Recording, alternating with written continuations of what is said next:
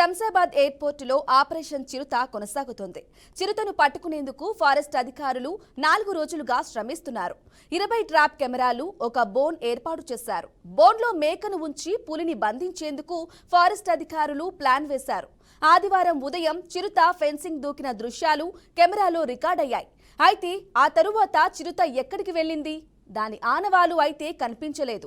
చిరుతను పట్టుకునేందుకు forest అధికారులు కంటి మీద కునుకు లేకుండా శ్రమిస్తున్నారు.